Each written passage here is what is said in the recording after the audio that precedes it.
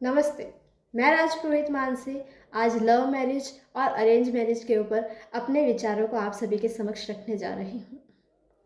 शादी शादी वो पवित्र रिश्ता है जो हमारे धर्म में सबसे ज़्यादा ज़रूरी, अहम और इस सृष्टि को संचालित करने के लिए बनाया गया एक नियम है। हमारे संस्कृति में तलाक जैसी कोई चीज़ नहीं होती। क्या आपने कभी सुना था कि हमारे दादा से पहले की जो पीढ़ी थी उनमें कोई तलाक हुए? ये सबसे ज़्यादा जब हो रहे हैं वो है आज। और आने वाले भविष्य का समय कुछ ऐसा होगा कि लोग रिश्तों के नाम को ही जानना भूल जाएंगे, क्योंकि पहले की पीढ़ी रिश्ते संभालती थी, आज की पीढ़ी रिश्ते तोड़ रही है और आने वाली पीढ़ी बिना रिश्तों के ही रहना सीख जाएगी। शादी वो पवित्र बंधन है जिसमें ना केवल दो लोग जुड़ते हैं बल्कि दो परिवारों का आपस में मिलन होता है। आपसी संयम और आपसी धैर्य के साथ रिश्ता चलाया जा सकता है। लेकिन आज शिक्षा और उच्चतम शिक्षा के कारण आज के युवा जनरेशन खुद को जेनजी जनरेशन कहती हैं और वो कहती हैं कि हम क्यों किसी का, लेकिन जो परंपरा चलाई गई है वो काफ़ी सुंदर थी। उसमें दो लोग जो शादी के बंधन में जुड़ते थे वो ना केवल खुद का बल्कि अपने परिवार का भी ध्यान रखते थे और अपने परिवार के साथ साथ अपने बच्चों के भविष्य पर ज़्यादा ध्यान देते थे। शिक्षा कभी ये नहीं कहती कि हमें अपने संस्कृति और संस्कारों को भूलना है। शिक्षा तो वो है जो अपनी संस्कृति और अपने संस्कारों को याद रखकर आगे बढ़े। शिक्षा का मतलब ही ये है कि बड़ों का आदर करना सिखाया जाए, अपने धर्म, अपने गुरु के प्रति इज्जत और मान कैसे रखे वो सिखाया जाए। पति परमेश्वर होता है। आज की लड़कियां कहती हैं कि हम क्यों लड़कों का सुने। तो देखिए, जिसका दर्जा, जिसका कद श्री राम ने, महादेव ने बड़ा बनाया हो, उसे छोटा करने वाली आप या मैं कोई नहीं होती। हाँ, ऐसा नहीं है कि मैं उन चीज़ों के समर्थन में हूँ जैसे महिलाओं पर हाथ उठाना, दहेज प्रथा और अलग अलग तरीके से उन्हें प्रताड़ित करना। मैं उसके साथ कतई नहीं हूँ और जो उनके साथ है वो बहुत गलत है। मैं उन महिलाओं के भी खिलाफ हूँ जो अपने बहुओं को दुख देने में अपने बेटों की सगी बनती है, साथी बनती है, क्योंकि आप उसकी माँ होने से पहले एक नारी है, एक औरत है, एक बेटी है। आप जितना उसका दर्द समझ सकती है उतना और कोई नहीं समझ सकता। लव मैरिज और अरेंज मैरिज कोई भी हो, जो मेन मुद्दा है वो है मैरिज यानी शादी, और शादी को निभाना ही होता है। और शादी कोई गुड्डा गुड्डी का खेल नहीं है कि आज किसी से और कल किसी से। इसीलिए मैं सभी बहनों से हाथ जोड़कर निवेदन करना चाहूँगी और मैं कहूँगी कि आप मेरी इस वीडियो में लास्ट तक रुके और मुझे सुने। शादी शादी बहुत सुंदर है, लेकिन हमारी ही गलती और हमारे ही जल्दबाजी से लिए गए फैसले हमें आने वाले भविष्य में दुखी करते हैं, मायूस करते हैं, क्योंकि हम जल्दबाजी में आउटर कोर देखकर लड़कों को पसंद करते हैं कि लड़का अच्छा है, मुझे पैम्पर करता है, मेरा ख्याल रखता है, मेरा ध्यान रखता है और मैं इसके साथ खुश रहूँगी।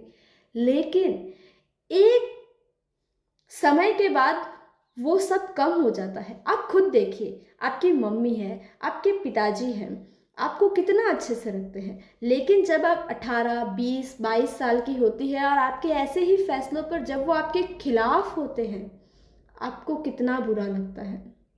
जबकि वो तो आपके भले के लिए कह रहे हैं, लेकिन आप सोचती है कि आप जिसे पसंद कर रही हैं अभी, वो आपकी हर एक चीज़ को आगे भविष्य में हाँ करेगा, आपकी हाँ में हाँ भरेगा।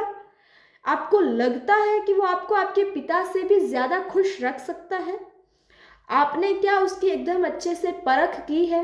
क्या आपने सिर्फ उस लड़के को देखा है या उसके पूरे बैकग्राउंड को जाना है? उसके पिता, उसकी फैमिली कहाँ से आती है, उसका पास्ट क्या था, क्या आपने देखा है? क्या आपने देखा है वो कितना कमाता है? क्या वो किस चीज़ में काम करता है? नहीं, आपने देखा सिर्फ प्यार। वो भी कैसा प्यार जो उसने आपको दिखाया है। मैं नहीं कहूँगी कि हर किसी का प्यार झूठा होता है। प्रेम विवाह पहले भी होते थे, स्वयंवर पहले भी होते थे, लेकिन सोच समझ के साथ कोई जल्दबाजी नहीं होती थी। माता पिता के पूर्ण सहमति के साथ वो शादी होती थी, क्योंकि जिस शादी में बड़ों का आशीर्वाद ना हो, माता पिता उपस्थित ना हो, वो शादी कैसे फल फूल सकती है। आप कहते हैं प्यार, एक ही तो जीवन मिला है, हम अपने प्यार को कैसे छोड़ दें। एक ही तो जीवन मिला है जिसमें आपको आपके माता पिता, भाई बहन, चाचा चाची, दादा दादी सब मिले हैं। क्या आप पूर्णतया श्योर है कि आपको अगले जन्म में भी मनुष्य जीवन ही मिलेगा? जो लड़की एक अच्छी बेटी ना बन सके, क्या वो अच्छी पत्नी बनेगी? क्या वो अच्छी माँ बन सकेगी? इन सब चीज़ों को सोचना होता है, समझना होता है। ये चीज़ें बहुत ज़्यादा कोमल होती है, नाजुक होती हैं।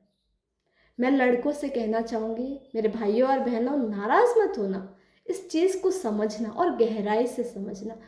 आप जिस लड़की से बात करते हैं रातों रात, सोचिए, विचारिए और इस चीज़ को महसूस कीजिए। वो सेम आपकी बहन भी किसी और लड़के से रातों रात अगर बात करती हो, आप क्या उसको हाँ कहेंगे? क्या आप उसको खुद बैलेंस करके देंगे कि हाँ बहन तू बात कर?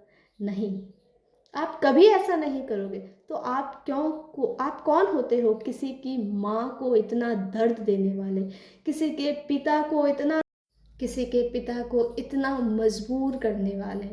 आज मैं वीडियो देखती हूँ जब फ़ोन में, पिता अपने बेटी के चरणों में गिरकर, रोकर, सहम कर उससे विनती करता है, उसे हाथ जोड़कर उससे अर्ज करता है कि बेटी वापस घर आ जा। फिर भी वो बेटी उस पिता के सामने नहीं देखती। उस दिन एक पिता हार जाता है, एक माँ हार जाती है, एक भाई हार जाता है। मैं कहना चाहूँगी उन बहनों से, सोचिए, इतने रिश्तों का प्यार वो एक शख्स आपको कभी नहीं दे पाएगा। ये रिश्ते बहुत किस्मत से मिलते हैं, भाग्य से नहीं सौभाग्य से मिलते हैं। इसे निभाना सीखिए। आप क्या सोचते हैं? अपनी राय ज़रूर बताएं, लेकिन मैं तो यही कहूँगी कि जो अपने माता पिता का ना हो वो कभी किसी का नहीं हो सकता। प्यार बहुत अलग चीज़ है, जिसे आज की जनरेशन ने बहुत उल्टी लाइन में चला दिया है, बहुत विपरीत दिशा में इसे बता दिया है, इसे फैला दिया है। संभलने की आवश्यकता है और आज से ही सुधरने की प्रयास करें। जय श्री राम, जय रघुनाथ जी। धन्यवाद।